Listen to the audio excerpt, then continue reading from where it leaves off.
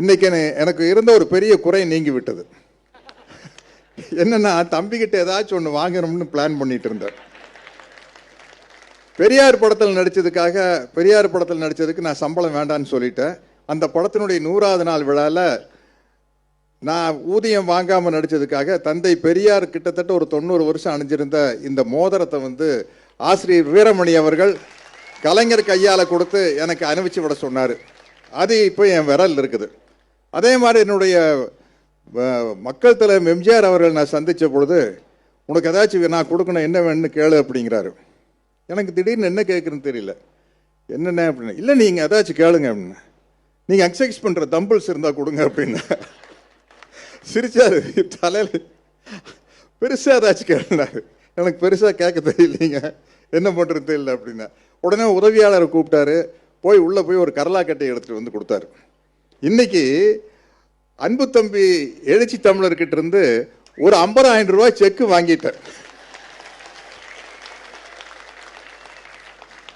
இந்த 50,000 ரூபாய் செக்கை நான் கேஷாக மாற்றிடுறேன்.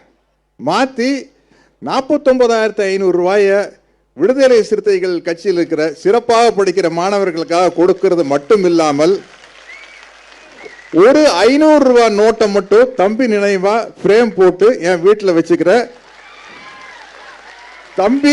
தம்பி வன்னி அரசும் தம்பி பாவலனும் நீங்க சேர்ந்து எனக்கு ஒரு ஃப்ரேம் போட்டு அந்த 500 ரூபாய் நோட்டு அதில் ஒட்டி பக்கத்தில் தம்பி திருமாவோட படம் இருக்கணும், அவருடைய கையெழுத்தும் இருக்கணும், வாங்கி கொடுத்துருங்க. இது ஒரு வருஷத்தோட முடிவடைகிற விஷயம் இல்லை. ஒவ்வொரு வருடமும் புரட்சியாளர் அண்ணல் அம்பேத்கர் பிறந்த தினத்தன்று 50,000 ரூபாய்களை விடுதலை சிறுத்தைகள் கட்சியின் ஏழை மாணவர்களுக்கு படிப்புக்காக உதவி செய்ய வேண்டும் என்று, உதவி என்று கூறக்கூடாது, உரிமை, அது ஒரு உரிமை தொகை. நம்ம தமிழக முதல்வர் ஸ்டாலின் அவர்கள் சொன்னது போல உரிமைக்கு இது. அதை ஒவ்வொரு வருஷமும் செய்யறதுக்கான ஒரு விழிப்புணர்வை எனக்கு ஏற்படுத்த விடுதலை சிறுத்தைகள் கட்சிக்கு என்னுடைய மனமார்ந்த நன்றி. தம்பி கொஞ்சம் பார்த்துக்க. சரி, அதான் இல்லையே,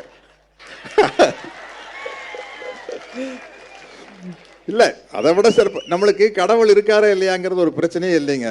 நம்மளுக்கு பிரச்சனையே ஜாதி ஒழிப்பே தமிழ் தேசியம். கடவுள்னு ஒண்ணு,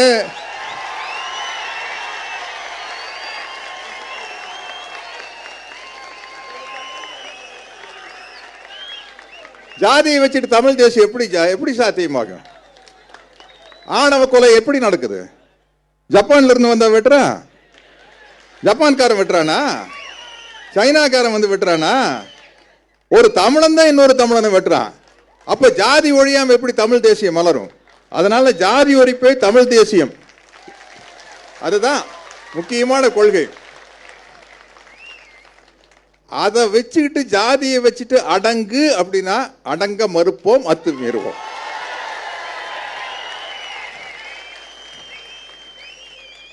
உலகத்திலேயே மெஜாரிட்டி நம்ம தாங்க. பூமியும் நீளம், கடலும் நீளம், வானமும் நீளம், கடலும் நீளம். தப்பா சொல்லிட்டேன். இந்த நீளத்தை அரவணைச்சு போகாம இருக்க முடியாதா?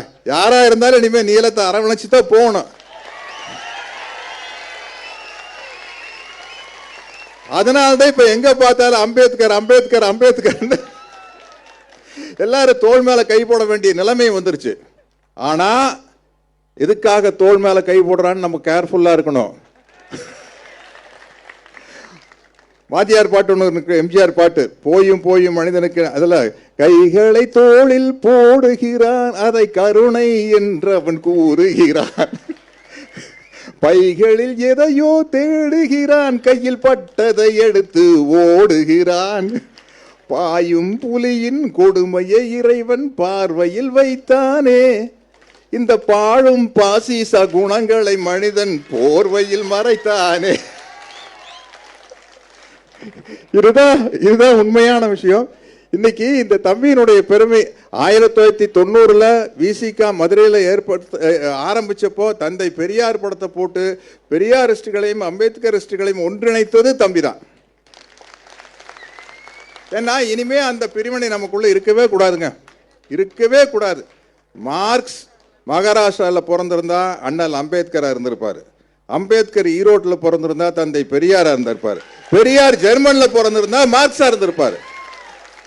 சூழ்நிலை தான் அந்த தலைவர்கள் உருவாக்குது. அதனால இனிமே அந்த பிரிவினையே நமக்கு தேவையில்லை.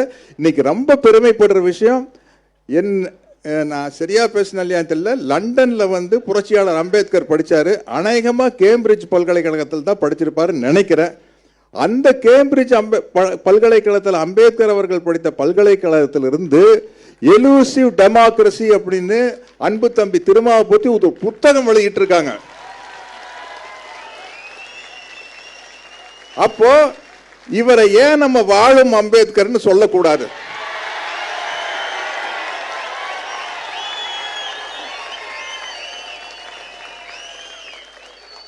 எனக்கு ஒவ்வொரு நிகழ்ச்சியிலையும் காவிரி நீர் பிரச்சனையா, கரெக்டா உத்வேகமா காவிரி நீர் பிரச்சனையை நல்லா எடுத்து பேசுங்க அண்ணன் அப்படின்னு மேடையில் இருக்கையிலேயே போன் வரும். யாரு? தம்பி பாவலன்.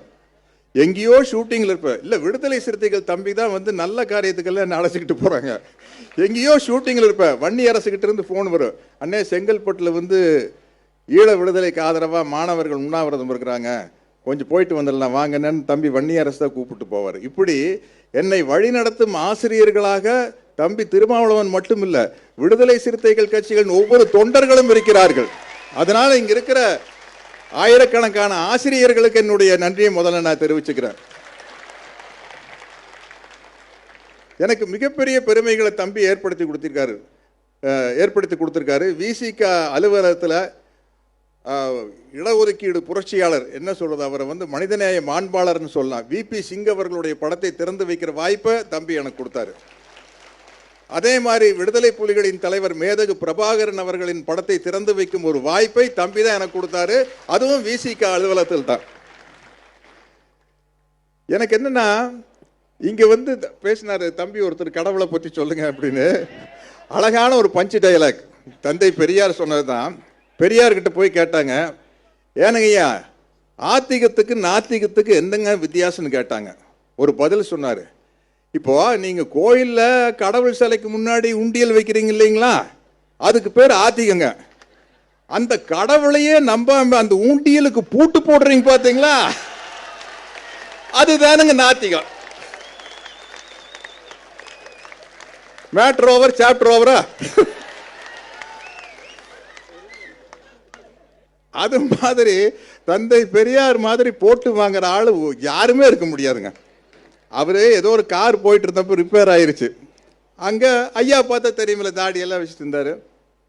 ஒரு தம்பி வந்து, ஐயா நீங்க பெண் விடுதலைக்காக, சமூக நீதிக்காக, ஜாதி ஒழிப்புக்காக எல்லாம் போராடுறீங்க, ரொம்ப மகிழ்ச்சிங்க ஐயா. இருந்தாலும் நாங்க நம்புற கடவுளை போய் நீங்க கல்லுன்னு சொல்றீங்களே, அதுதான் எனக்கு மனசுக்கு ரொம்ப கஷ்டமா இருக்குது அப்படின்னா. அப்படிங்களா? இப்போ எங்கேங்க தம்பி போயிட்டு இருக்கிறீங்க? அவர் கோயம்புத்தூர் பஸ் தான் பேசுவார், கொங்கு தமிழ். எங்கே போயிட்டு இருக்கிறீங்க? ஐயா நான் இந்த கோயிலுக்கு தான் போயிட்டு இருக்கேன். சரி நானும் கூட வரேன் வாங்க அப்படின்னு போயிருக்கார். போய் உள்ள மணி அடிச்சுட்டு எல்லாம் இந்த பிரசாதம் எல்லாம் கொண்டு வந்திருக்காங்க. வந்தோடனே ஐயா வந்து அந்த பூசாரிட்டு கேட்குறாரு, ஏனுங்க பூசாரி உள்ள இருக்குதுங்களே சிலை, அது என்னங்க வெங்கலங்களா இல்லை பித்தளைங்களா? அப்படி ஆனா அது கல்லுங்க அப்படின்னு இருக்காரு. பாருங்க, அவரே கல்லுன்னு சொல்லிட்டாரு, நீங்க என்ன போய் திட்டுறீங்களே. அவரை பொறுத்த வரைக்கும், ஐயாவை பொறுத்த வரைக்கும் இருக்கா இல்லையாங்கிறது பிரச்சனையே இல்லைங்க. ஜாதி ஒழியணும், ஜாதி ஒழியணும், அதுதான் அவருக்கு முக்கியம். அதற்கு தடையாக இருக்கும் கடவுள் என்ற கற்பனை கருத்தியலை மறுக்கிறார். ஏன்னா அது ஒரு ஆளா இருந்தா ஓப்பனா தெரிய எதிர்த்து போராடல. அது வந்து ஒரு உருவகப்படுத்தப்பட்ட ஒரு மாயையான கற்பனை, அவ்வளவுதான். அதனால இங்க வந்து அதை முதல்ல எடுத்தோம்னா தான் முடியும். இப்போ அதை வச்சு தானே எல்லா வித்தையும் காட்டிக்கிட்டு இருக்கிறாங்க. ஆனால் அந்த வித்தையை தமிழ்நாட்டுக்குள்ளே காட்ட முடியாது. நாங்கள் எல்லாம் பண்ணுவோம், கோயிலுக்கு போவோம், பிரசாதம் வாங்கி சாப்பிடுவோம். எனக்கு வந்து அவ்வளவு டேஸ்டாக இருக்குது. உடுமலைப்பேட்டையில எங்கள் மச்சான் தான் அங்கே எல்லாம் கோயில் தர்மகர்த்தா வேணுமோ. அங்கே இந்த பொங்கல் கிங்கல் வடகடையெல்லாம் சூப்பராக இருக்கும். எல்லாம் வாங்கி சாப்பிட்டு வெளியே வந்து சாதி மறுப்பே தமிழ் தேசியம் பேசிட்டு வந்துடுவோம். அதனால தயவு செய்து நீங்க எங்களை ஏமாத்துறதா நினைச்சிட்டு எங்ககிட்ட நீங்க ஏமாந்துடாதீங்க. அதுதான் பிரச்சனை. உங்களை பார்த்தா பாவமா இருக்குது. நீங்க என்ன நினைச்சிட்டு இருப்பீங்க, ஆஹா நம்ம வந்து ஒரு முருகனுக்காக ஏதோ ஒரு விழா நடத்தி இவங்களை எல்லாம் ஏமாத்திட்டோம். ஐயா சாமி, எனக்கு கடவுள் நம்பிக்கை இல்லை. அப்படியே இருந்தாலும் கூட பார்த்தாலும் கூட முருகர் எங்காளு, அவர் அப்படியே சைலண்டாக நின்றுட்டு உனக்கு ஆப்பு வச்சிருவாரு. நீ அவர் பேரில் எங்களுக்கு ஆப்பு வைக்கிறான்னு பார்க்குறேன். அவர் உனக்கு ஆப்பு வச்சிருவார்.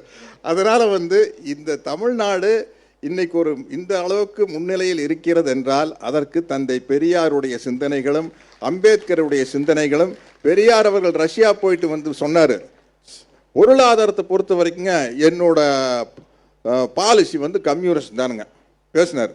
இந்த படத்துலேயே நானே பேசி நடிச்சுக்கிறேன். பொருளாதாரத்தை பொறுத்த வரைக்குங்க என்னோட பாலிசி கம்யூனிஸ்ட் தானுங்க. ஆனால் முதல்ல ஏழை பணக்கார வித்தியாசம் ஒழியணுமா இல்லை சாதி ஒழியணுமான்னு கேட்டால் நான் முதல்ல சாதி தான் ஒழியணும்னு சொல்லணுங்க. ஏன்னா சரியான வாய்ப்பு கிடைச்சா ஒரு ஏழை பணக்காரன் ஆயிடுவானுங்க.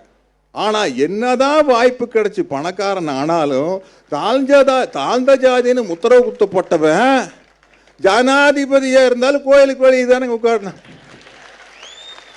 ஜனாதிபதியாக இருந்தாலும் பார்லிமெண்ட்டுக்குள்ளே பூசை பொண்ணையில் வர முடியாதுங்க. இது பெரியார் சொல்ல, இப்போ இது லேட்டஸ்டாக நடந்த விஷயம் இல்லை. அவர் சொன்னது என்னதான் பொருளாதார வசதி வந்தாலும் உன்னை தாழ்த்தப்பட்ட ஜாதியாகத்தான் முத்திரக்குட்டி அமுக்கி வச்சிருப்பா. அதனால முதல்ல ஜாதி தான் ஒழியணும்னு சொன்னாங்க. அதனால அந்த அம்பேத்கர் வழியில், மார்க்சிய வழியில், பெரியாரிய வழியில் நடந்து கொண்டிருக்கும் தம்பி திருமாவளவனின் கொள்கை அடிப்படையில் பணியாற்றும் உங்கள் அனைவருக்கும், தம்பி திருமாவர்களுக்கும் இந்த நேரத்தில் இந்த நன்றியை கூறி, இந்த விருதுக்கு நன்றி கூறி விடைபெறுகிறேன். வணக்கம்.